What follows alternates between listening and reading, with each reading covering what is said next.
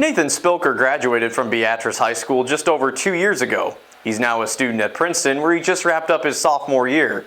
It was no ordinary year for Spilker. He was part of an organization called Operation Space, a group of 40 college students across the country who came together to launch a rocket over 60 miles into the beginnings of space.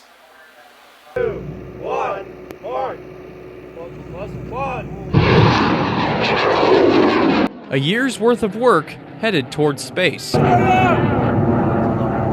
unmanned rocket designed to fly 62 miles up to the Kármán line, the imaginary border where space begins. It's a barrier that's kind of internationally recognized as the boundary into space.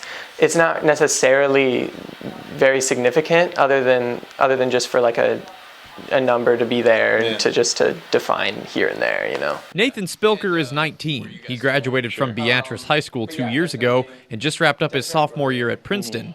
An aerospace engineering major, Spilker was one of 40 students involved in Operation Space. I got brought on this semester, and that's when a lot of the engineering and design and actually when most things came together was this semester, but the idea has been in place since summer of 2018. Operation Space started last summer. 19-year-old Joshua FARAHZAD from Duke University emailed rocket clubs at colleges all across the U.S. and Canada. 40 students responded, including Spilker. It's still a very, very rare occurrence for a student group to like even attempt this, but also, you know, I don't know of any like even rockets that were launched across like via students that worked across campuses, or like it's just very hard in general. Operation Space is not the first student group to attempt a project like this.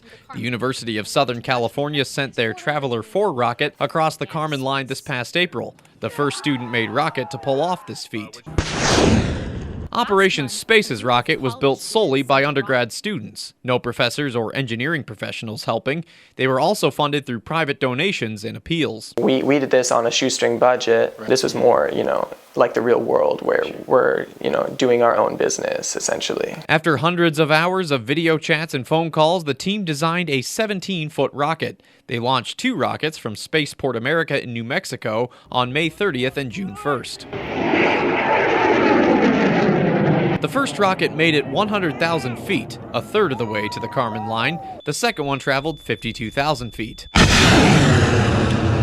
Operation Space wants to do another project. There's no specific plan for what's next, other than maybe getting some rest.